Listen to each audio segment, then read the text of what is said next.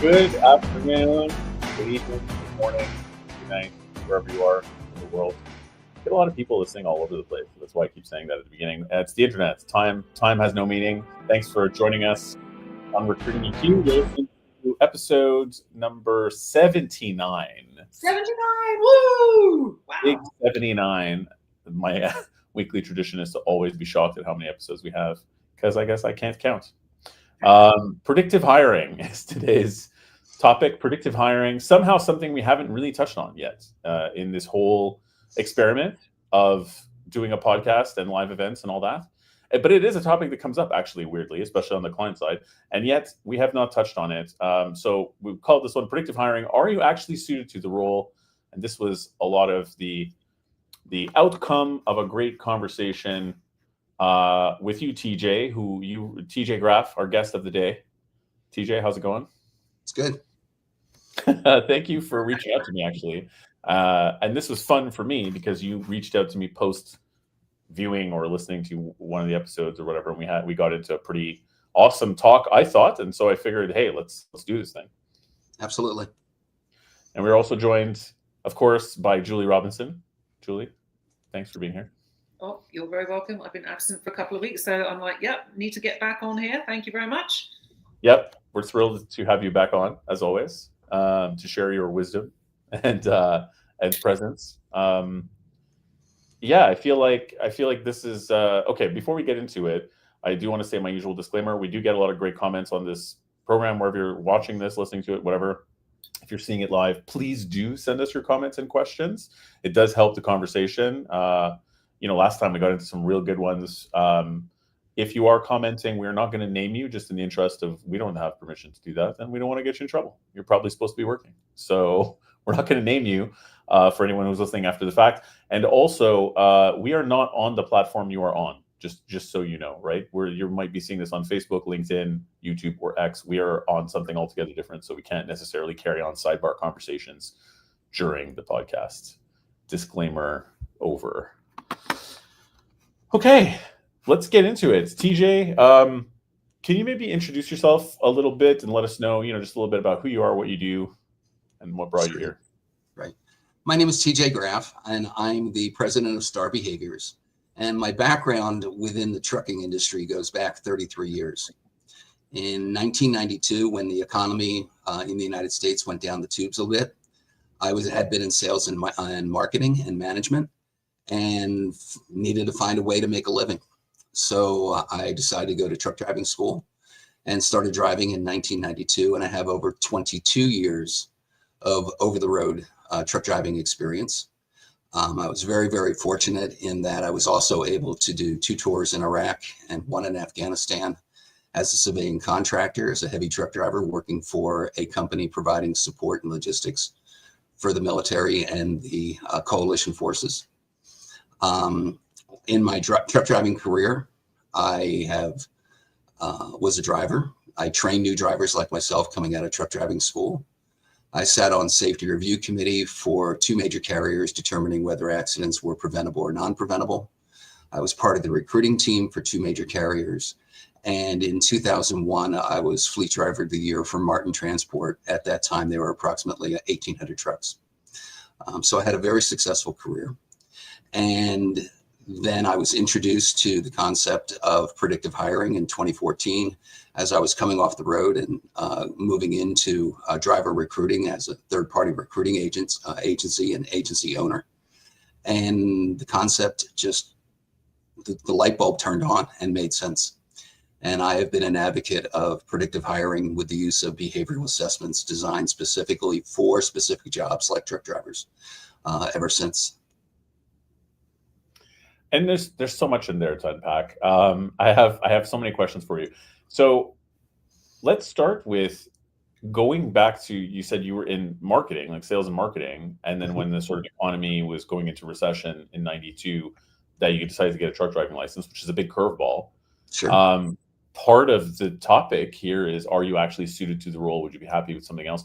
Do you feel like you were suited for sales and marketing, and then you abandoned it just because of external factors, or because the market crashed, it's like, you know what, I was so much happier in my truck driving career and my recruiting career after? I was very successful in sales and management. Leader in my company, two companies that I was involved in regards to sales. In fact, my first year selling copiers back in 1984, I was Rookie of the Year runner-up, and the other individual beat me out by $2,000 worth of product. So it was very, very cool. So we were not 2,000. That's and it's okay. And Steve and I have maintained friendships all the years since 1984. Oh, wow. So it's good things. But in 91, 92, the economy went down the tubes, and I said, you know, I've got to figure out a way to make money. And there was nothing happening in office equipment and office automation sales. And I remember having a conversation with my dad, and he says, well, I said, you know, I've always wanted to learn how to drive a truck. And one of his associates was the director of the New Jersey Motor Trucking Association. And we were having lunch just down from Sam's office. And I picked up the phone and called him and was introduced to trucking and never looked back from there. There you go.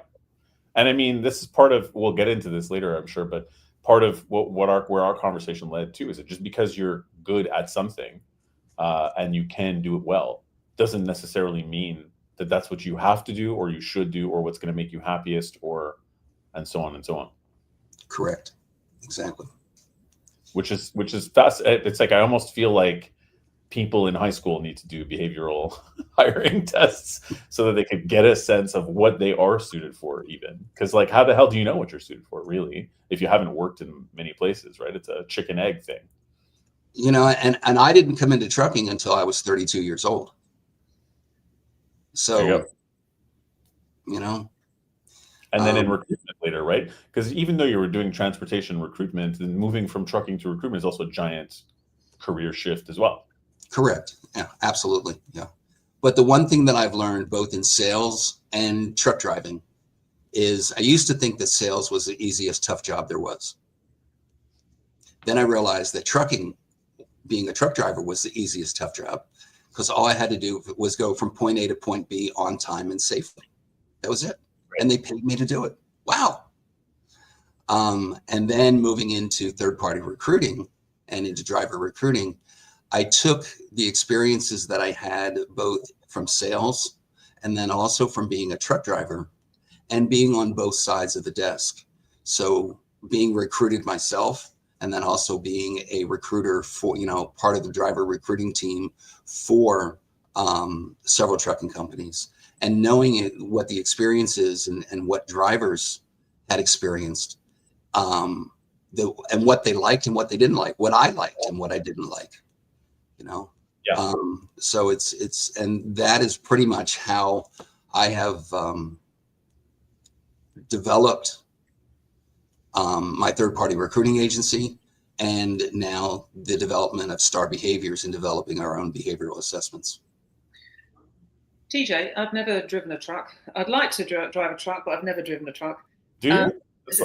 Does that surprise you? But so with just going to the easiest, hardest job that you've ever had, perhaps stupid question, what is hard about driving a truck?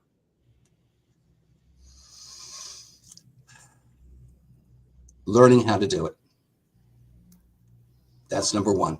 If you're well suited for it, and that's why we've developed behavioral assessments in one for truck drivers, is because anyone can learn how to drive a truck. So my first part was in 1992, learning the actual skills of driving a truck and being able to back up and so forth. So that's initially the first part. But the second part is, okay, are you well suited to be out on the road away from the house? Because in trucking here in the US, the majority of drivers are over the road, OTR drivers. There is a number of drivers that are home, and everyone wants to be home, but there's always a limited number of those positions available. So the bulk of the drivers and the bulk of the fleet is going to be OTR. They're going to be out for, a week, 2 weeks, 3 weeks at a time. Are you able to manage yourself? Do you have initiatives as your focus on safety, on customer service, on teamwork? So those are the things that are critical in reference to once you've mastered the skills of driving a truck, which virtually anyone can do. I learned how to drive a truck. Okay. So virtually anyone can learn how to drive a truck, but it's like that saying of anyone can be a father. It takes someone special to be a dad. It's the same purpose. It's the same thing. Are we well suited to do those? Do we have the ability to adapt? Are we flexible? Are we able to manage ourselves? Do we focus on safety? Do we understand the importance of being well groomed? So not showing up at a shipper or receiver, picking up $1 million load with a mustard stained t-shirt. That you are the representative not only of your company, but also of your industry. So it speaks volumes. So there's a large variety of items that make up and are inclusive in regards to being a top performing driver. And the folks that don't have those, they're not bad people. They're just maybe not well suited to be a truck driver. That's all. They might be well suited. Go ahead, I'm sorry. No, go for it. They might be well suited to be, a mechanic or a customer service rep or a brain surgeon or an attorney, or in operations. They just may not be well suited to be truck drivers. I feel like you could teach me to drive a truck, but I would be a prime candidate for falling asleep at the wheel. There you go. I would be a disaster. I learned this early on. I can't do jobs for long periods of time every single day where I don't speak to people a lot, right? Mm-hmm. I can go, being in recruitment is great because you're talking to people all day. I can do a 10-hour day and it flies by. It flies by. But put me alone in a truck listening to music or whatever else for a long period of time on the road, crash the truck, get depressed, freak out, quit my job. Chances are strong that I just don't, it's just not a good match for me, for example, right? That's why headsets for truck drivers for their phones are so critical. Well, first of all, there's regulations in regards to a driver can't hold a handset while going down the road. But there are times that drivers will have, and I know myself, I'll have if late evening, if I was talking to my girlfriend or to my former wife, that I would have a conversation on the phone for an hour at a time. And all of a sudden, wow, 60 miles went by. Amazing. I take it back then. I'd be a great truck driver. That's good. Cool. Yeah, I mean, I have about 1 trillion questions about this. Julie, how do you feel about this? I know that I've sort of sprung this on you randomly, but the predictive hiring tools thing, the behavioral hiring tools thing, and really finding something that the candidate is suited for, even if, whether or not their resume says they can do it. What is your association with using those tools to establish that?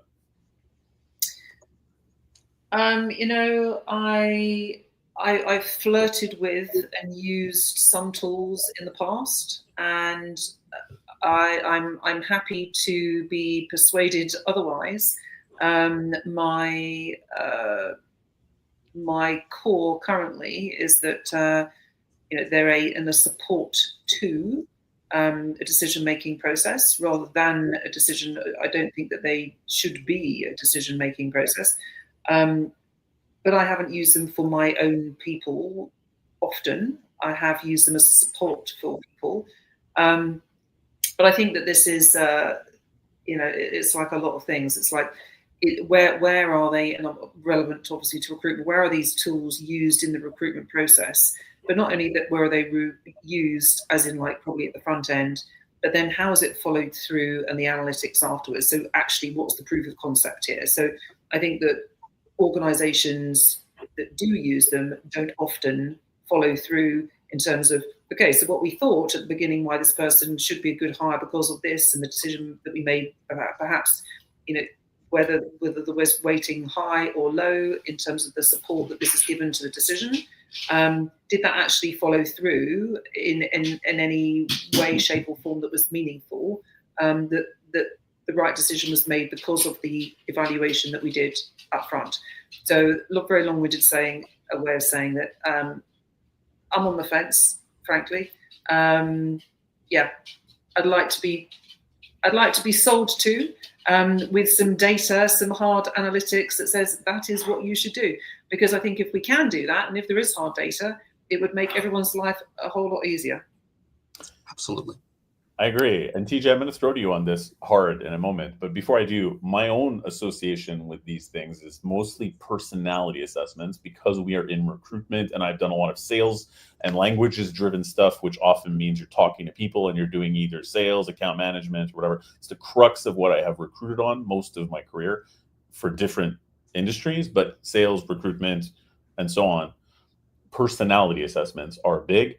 And I have, had my opinions about it, to put it mildly, that sometimes I feel like they have perhaps been bang on and uncovered something, and other times I feel like they've been not a help and made no sense, because someone has a proven track record of success, and then they'll come and say, oh, this person doesn't have a sales personality at all, they're going to be a terrible salesperson. And it's like, well, they have a career and they're doing very well, so there's a disconnect. So I got cynical about personality assessments pretty quickly, and that's why I understand them. I know they exist and I get it. I don't think that they are always on for this kind of thing. But you have your opinion of personality assessments too, right? Different from behavioral. And that's what I would love to dig into with you. Correct. So our forte is in the transportation industry, and we started with truck drivers because that is where in the US and Canada the largest amount of turnover. And turnover, companies do not realize that is the financial bleeding of a company, is in turnover, and not just churning people through, and those dollars just keep going crazy. So we focused on truck drivers, and very basically the difference, what you were talking about, is what is a good personality for a truck driver?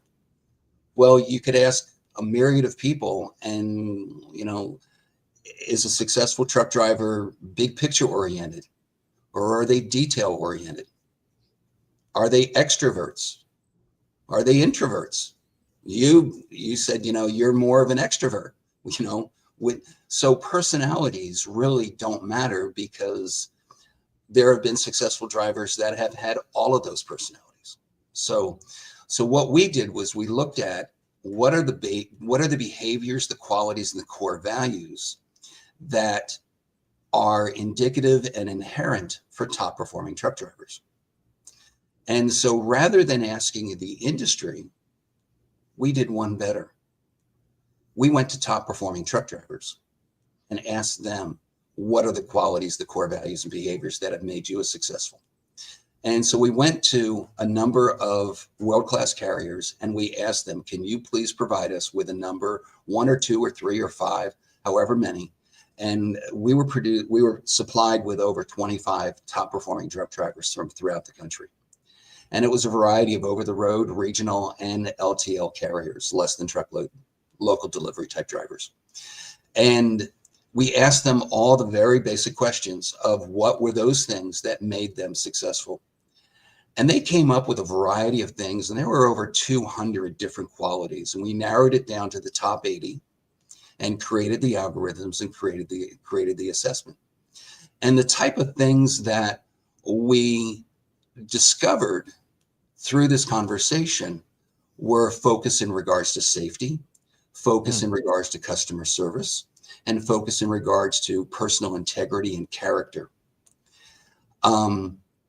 So as an example, just in regards to safety, adjust speed and following distance depending upon weather conditions.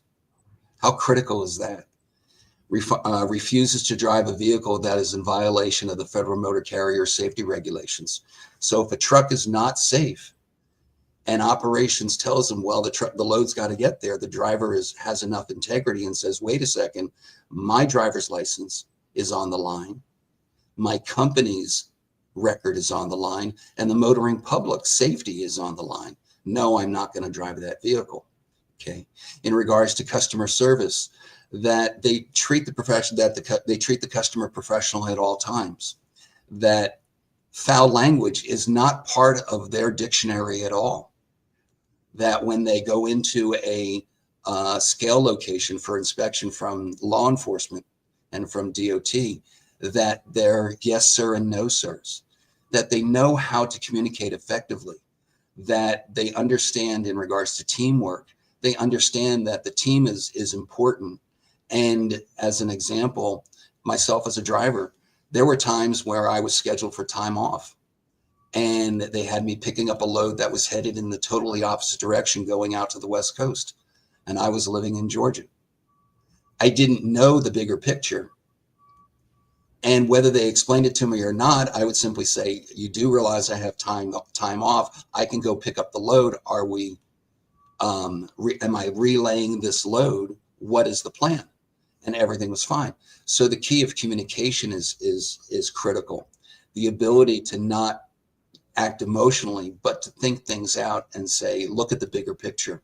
Those are the key items that we discovered were inherent and indicative of top performing drivers. And as I said, there's a total of 80 different qualities that we identify. When the driver takes our behavioral assessment, Julie, this will answer your question. It's the first step in our application process. So the driver recruiter explains that the company they're representing, or if it's a third-party recruiter, the clients that they represent, that they are not looking for qualified drivers, that they are looking for quality qualified drivers. And so the assessment gives the driver the ability to separate themselves apart from the rest of the pack and show that they have those qualities, core values, and behaviors that are needed to be a top performing driver and to be considered for that fleet. So the driver takes the assessment. It takes less than 8 minutes, and it is an A/B statement.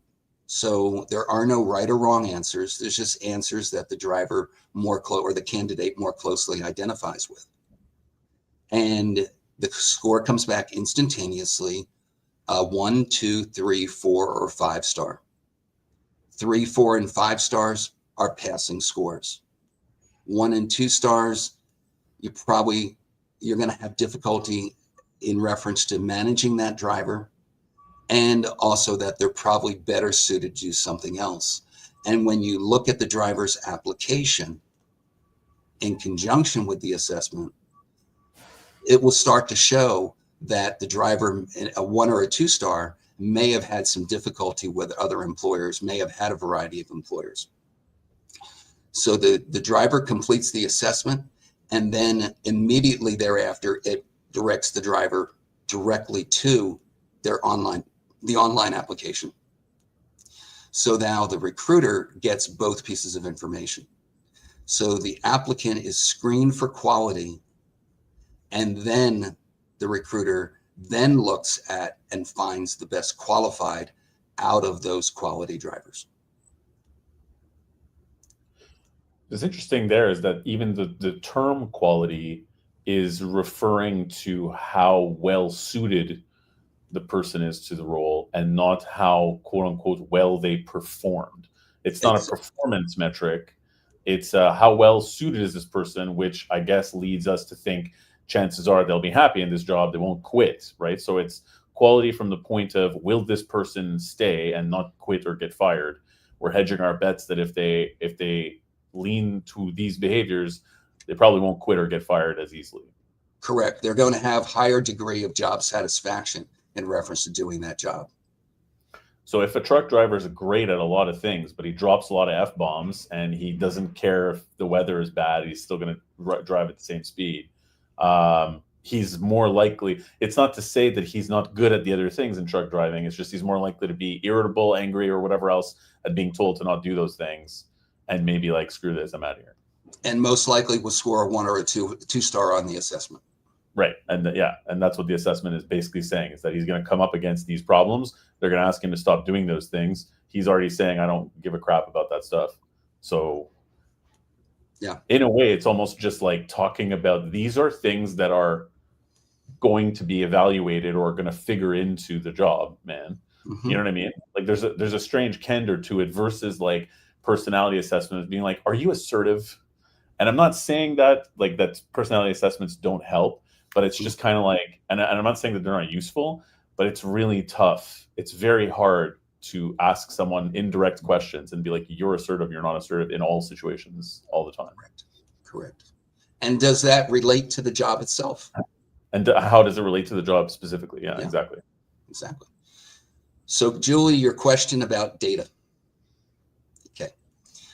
Last summer, July of 2024, I was invited to help assist a 450 driver LTL company out of Wisconsin, Sutton Transport.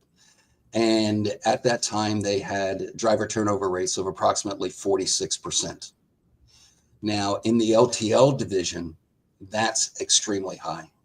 Traditionally, LTL, less than truckload carriers, their driver turnover has been anywhere between 22 to 25%. They were experiencing 46%. And they realized that they had money going out the back door faster than it was coming in the front door. So we got together and I came on board as their driver recruiter. And we introduced the STAR behaviors assessment. In 5 months, we lowered their driver turnover on a projected basis down to 13%. Wow. So yeah, fantastic. A quick question there though, and I'm not trying to interview you or giving you a hard time here, but what was their problem? So what was the problem that you actually solved? So they had a high turnover, great, but why? Why did they have a high turnover? Was it because of the behaviours that the truck drivers were demonstrating weren't right, or was it something else? Was it like someone else, in the business was like, or something like that? So what were the components of why? Nothing else changed. The only difference was predictive hiring.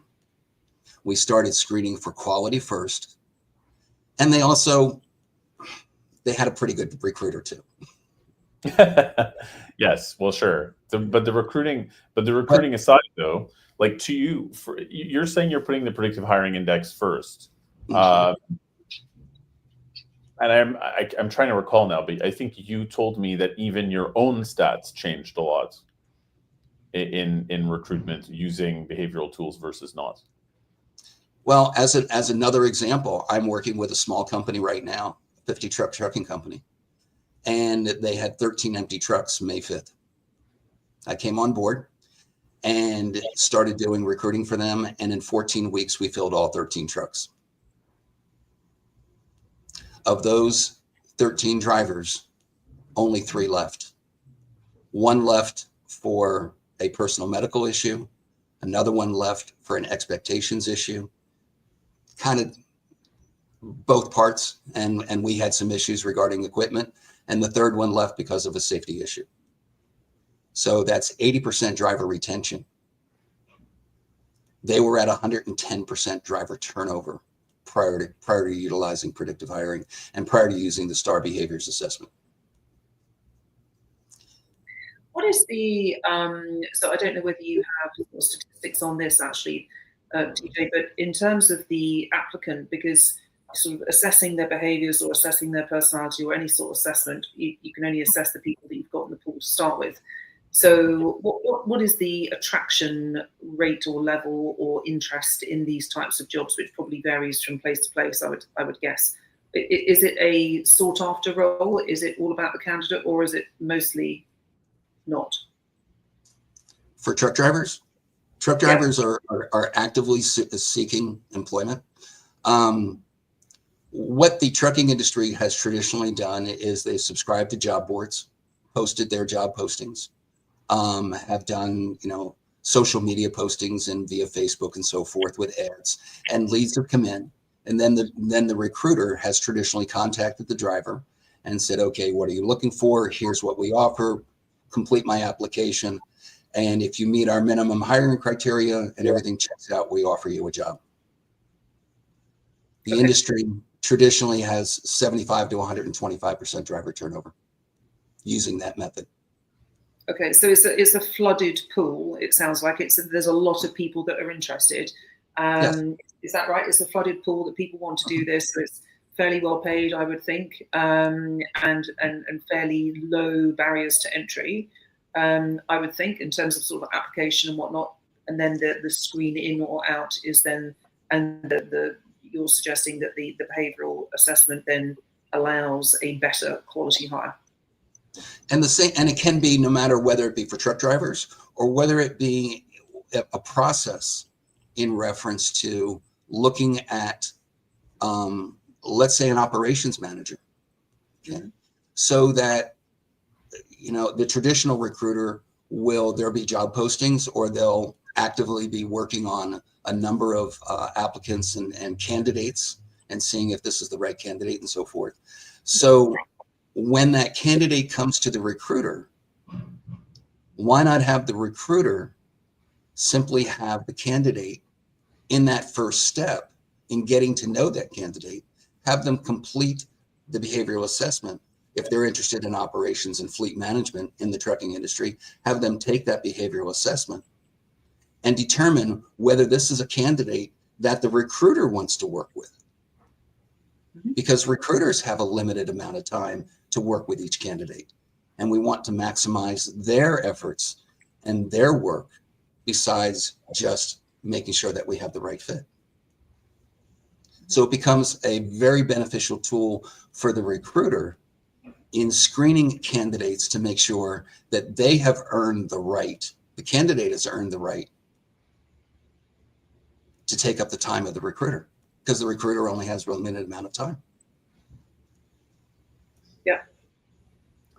How would this work in a situation where there's perhaps the pool wasn't as flooded? So maybe you've got a limited supply of people that are interested in the role. Is there anything that would change about the process? I ask this only because I had a situation recently where it's, and I think that the experience of the candidate or the experience of the person that's applying for a role is, and that first interaction is really important. So from a client side, let's say, from that side, like being given a test or an evaluation as the first interaction, for me, wouldn't be warm and fluffy. It would be like a bit, it would not be warm and fluffy. So I wonder if the pool was less and the interaction was the same, actually, would that create a different type of problem? Right. So I really don't think so. And here's why. And that is the presentation. Obviously, the meet and greet, the kids, the car and camp, commonality with the candidate itself. And then you start to get into the nitty gritty. Well, if the recruiter turns around and says, we have this position available, but the employer is being very selective on who they choose, and we're going to give you the opportunity to separate yourself apart from the rest of the other candidates and show not only do you have the qualifications, but do you have those qualities, core values, and behaviors that this employer is looking for. Everyone wants to separate themselves and show that they're special and that they're deserve to be interviewed and considered for this position. So in regards to that resistance, I think it becomes minimized. Yeah. So someone actually says that, did it? So that's the first impression. The first impression is a human rather than an evaluation. Correct. Mm-hmm. Yeah. Okay. Sorry, I didn't really understand that. Yeah. What we've also done is, for example, in the trucking industry, the job postings, and for each of our clients, for the carrier, the assessment process, we've developed a landing page. So when someone clicks on apply, it doesn't take them directly to the assessment. It takes them to a landing page, which is white labeled and designed specifically for that carrier, so that it's now a selling point, and also explains to the candidate why we're asking the driver to do this, to separate themselves, and that the carrier is being very selective. And then it takes them to the assessment and explains again the process and why we need them to do this, and then takes them directly to the assessment. The response when drivers are presented with this, extremely positive.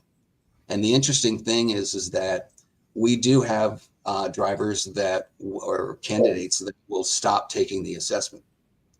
But when we look back and go inside their answers and extrapolate out as if they would have completed the assessment,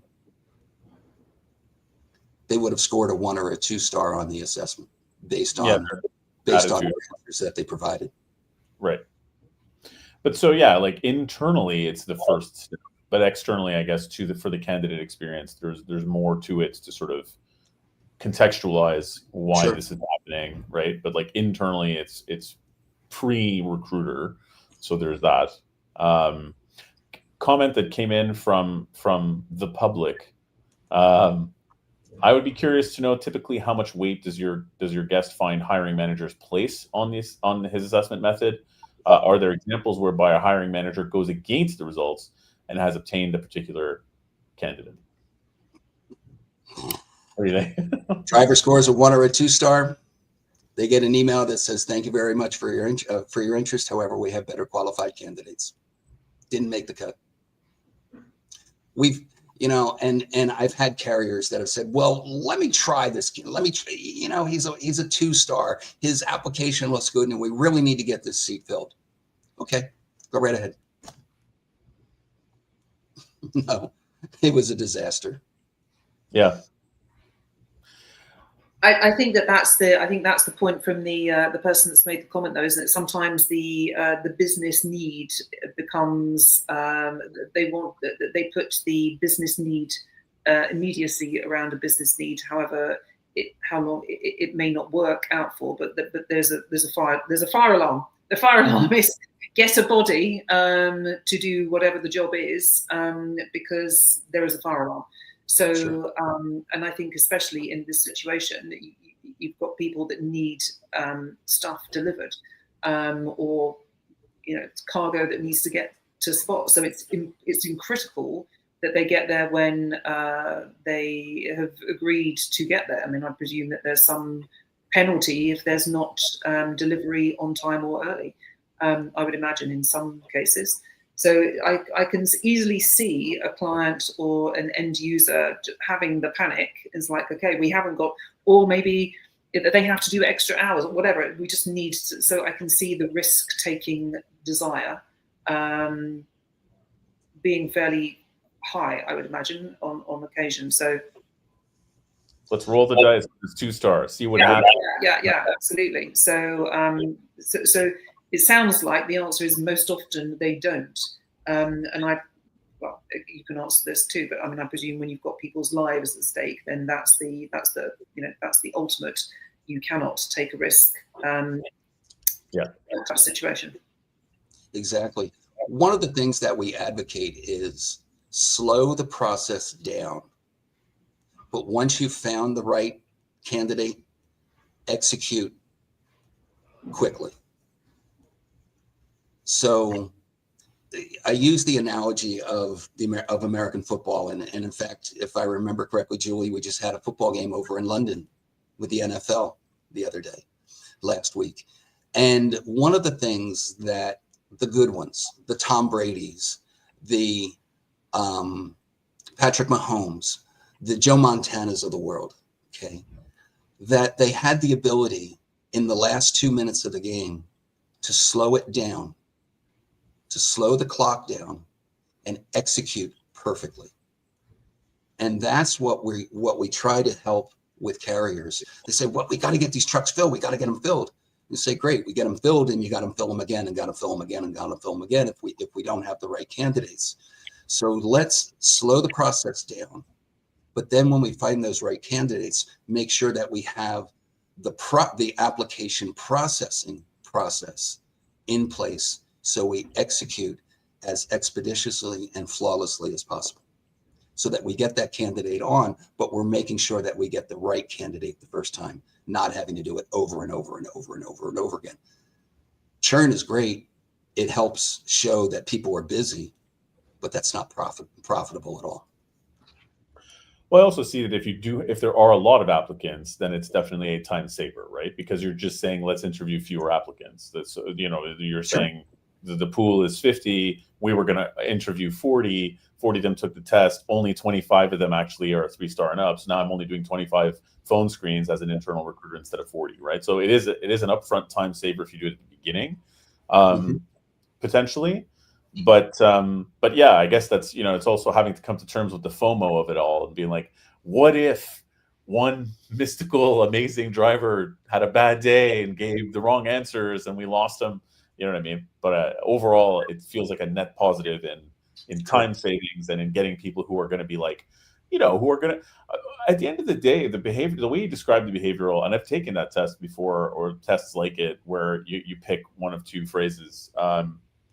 And they're interesting, and I don't think I got the point, but I think that from speaking to you about it, TJ, it's kind of like anybody can do the job, and externally it looks like we're doing the same thing, but what's going on inside, right? Like, what am I thinking and feeling about the job? Am I thinking that this thing is a nuisance and is annoying, and I can't believe I have to do this policy, and it's so stupid, and my boss is an idiot?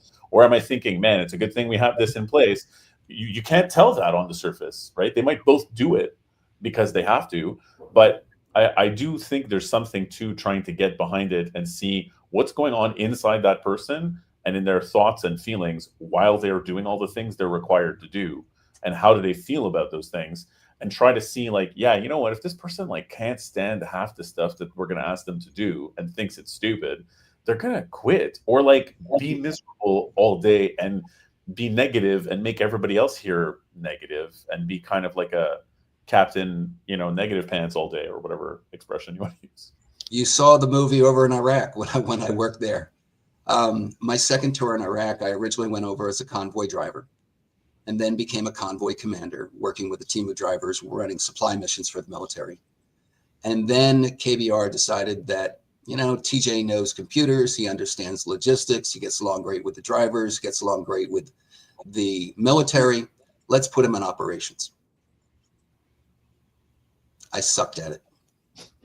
I hated the job. I couldn't stand it. I wasn't good at it. The drivers hated me to the point where they were ready to throw me under a truck or hand me over to the insurgents. Here you go. Take a TJ for us. And in 2014, we fast forward to 2014, and I was introduced to the concept of predictive hiring with a competitor, and I took their behavioral assessment, first one for truck drivers, and I had a successful career as a truck driver and scored a 4 out of 5 stars. Took the assessment for sales and management and scored a 5 out of 5 stars. Took the assessment for operations manager, 2 stars.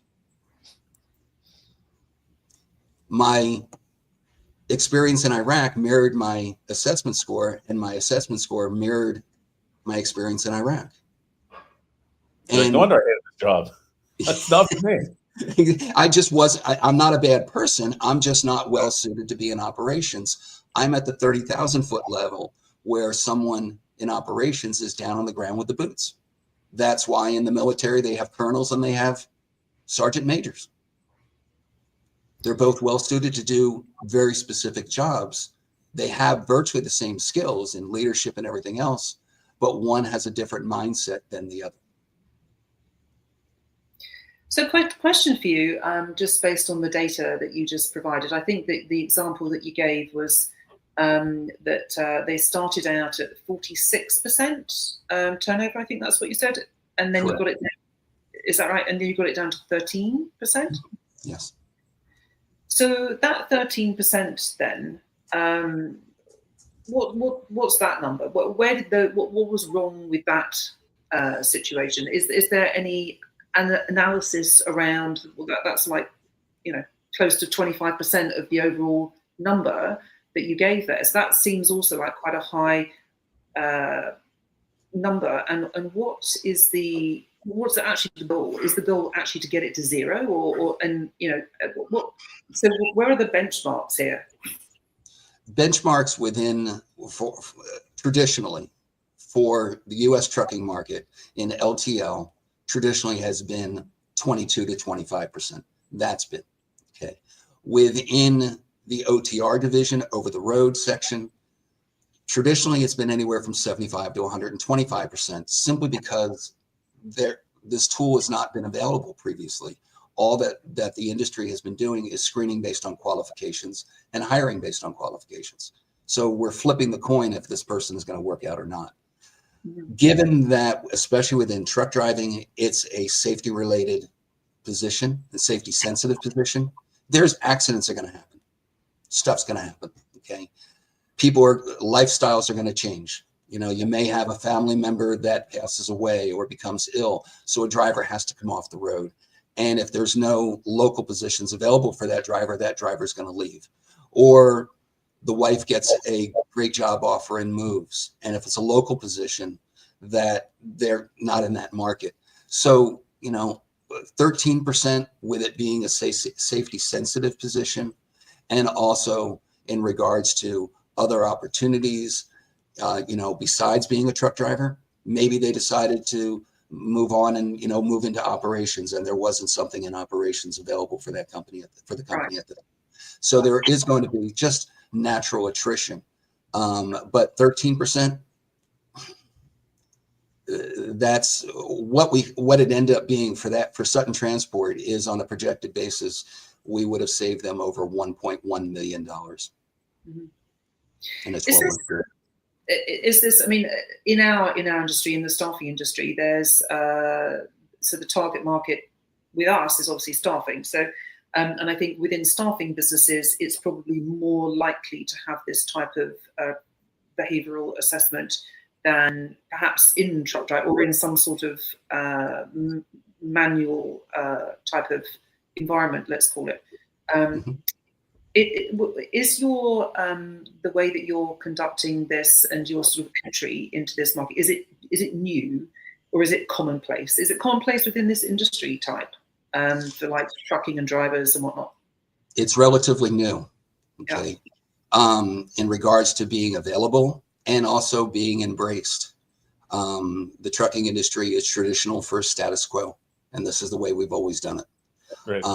And the carriers, especially here in the US, with a freight recession for the last 31 months now, and doesn't look like it's going to turn much within the next 4 to 5 months, that carriers are finding that profitability is low. And if they're turning drivers and their turnover is high, they're bleeding money out the back door that they're not even realizing. So this gives them that additional tool. And again, it's a tool. It's not a 100% solution. It's not a panacea. It's not a silver bullet. But what it does is, obviously, in its own term of predictive, is that it betters the odds that the candidate that I'm talking to and the person that I'm hiring is going to be a good hire. Right. Yeah.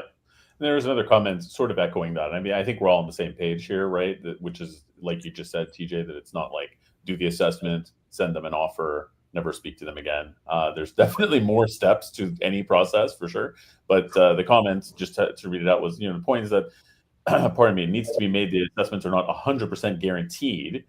Sure, most of the time they will be an excellent guide. However, just because someone scores 2 stars doesn't automatically mean there's a 0% chance of that person working out. Bottom line, there needs to be a certain amount of discretion in any hiring scenario. It's not an exact science. I think that's what we're saying too, is that this is a guiding tool to help you along the way.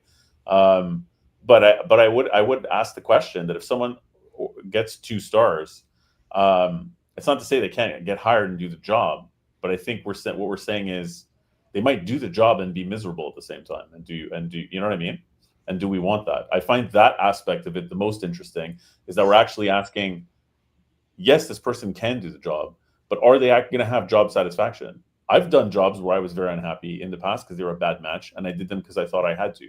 I wasn't a recruiter yet. I didn't realize you could do things, that there's options in life, and that you can actually enjoy your job. At some point, I was just a miserable guy doing phone jobs, wanting to make it You haven't been saved yet, Rick. Yeah, I hadn't been saved yet, and I feel very lucky. I came to recruiting in my 30s, right? But before that, I was trying to have a career in arts and music and film, and I did to an extent. But I also took day jobs because I didn't want to live the poor artist lifestyle. But those day jobs, some of them, I worked for months and like stretches of time, and I was miserable. So I also understand that there's just something interesting on the recruiting side to being like, not just can this person do the job, and are they saying, yes, I want the job because they need to get a job, or whatever. But like, if we know these things, we're kind of saying maybe you're going to hate this deep down, and that might be something that's a little bit important to explore. There's an element to that that I think is I enjoy thinking about, and I think is maybe missing a little from the process. And that's exactly why we have incorporated at Star Behaviors the Star Career Program. And basically what we're offering at no charge to any and all truck driving schools throughout North America, both Canada and the US, is they will have access at no charge to the behavioral assessment for truck drivers to assist individuals that are thinking about becoming a truck driver and giving them a career counseling tool to see if they're well suited and if they will have job satisfaction in doing that job. Yeah. So basically, we're making sure that the water coming into the hose is well suited to reach the end of the hose and do the job well. Mm-hmm. Well, I feel like, we live in a world that's very individualistic in the Western world, right? So it's individualism. It's you. What do you want? What do you want to buy? What do you want to listen to? Da, da, da. It's a bit of an illusion because obviously our social media and everywhere is just listening to the first three things we like and then marketing stuff to us. So are we really making the decisions if it's always giving us tailored marketing? But the point is, it's this echo chamber where we think that we're in charge and we're right all the time and so on. And I think that reflects itself in the job search when we're talking to candidates. Often they'll come to us and be like, this is what I want. This is it. Can you get me what I want or not? There's this barrier that I feel like you have to cross by getting to establish trust with someone first and then being like, hey, here are the options, you choose still, right? But I think that there's just something interesting about being like, you don't yet know, if you haven't been a truck driver, what the day-to-day is going to be like and what's going to be asked of you. Here's an example, take this test and whatever else, and like, well, these are the kinds of things that are going to be asked of you. And if your reaction is, no, I don't like this stuff, maybe there's something there, right? It's not to say, I think, hard, fast, like, here's a letter that says, do not become a truck driver ever. You know what I mean? But I think that's an interesting line of thinking. In the end, when the candidate completes the assessment, they receive an email with their assessment score. Right. And it will explain to them. And if it's a 1 or a 2-star, we recommend that they go back to our website and take additional assessments. And they can actually go to our Star Advisor program on the website and take any one of their assessments at no charge and get an immediate result to know exactly if they're well suited for that position. So if you have a truck driver that's interested in getting into operations, why not take the assessment to see if I'm well suited to be in that? Versus having to go through the experience that I went through in Iraq and putting my fellow truck drivers through virtual hell, dealing with someone who wasn't well suited to be in operations in the first place. Yeah, and unhappy doing it. Because just because you can do something doesn't mean you're going to be happy doing it, or that, you know what I mean? Exactly. And I think in our roles, particularly, which is very human, I think that the happier you are, the better you become. And the domino effect there is just huge. So I think in our particular industry sector, it's incredibly important for each person that's doing this role in this business to be as delighted as they can be. Sure. Absolutely. And I'm sure that there exist out there, TJ, who are just kind of like born, they have a great experience, they feel secure in their lives, they have good parents and all this stuff, and everything's clear to them, and they know they're going to be a truck driver when they grow up, and they take the test and they score 5 stars and everything's completely no friction. But because that's not most people, I do, you know what I mean? I see a benefit in helping people figure it out a little, And it also doesn't, remember, this is predictive. Okay, so it's not a guarantee. Yeah, exactly. So there could be a 4 or 5 star that flames out on you. Sure. Tom Brady almost got thrown out of the NFL because of Inflategate. And it wasn't because he deflated the footballs. It was because he lied.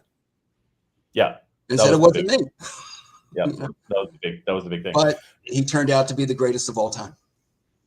Well, and that begs the question too. Have you experienced yet somebody who maybe is a 2-star when they're like 20 years old or something, and then like 10 years later they retake it and now they're a 4 or a 5-star because they have changed at the core as a person over time?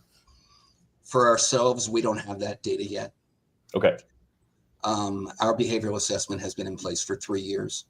Right. Okay. So, but what we did do in reference to the validation process was part of that process was we have done test and retest, where a year after the fact or shortly thereafter, but more than 12 months, we had the driver retake the assessment.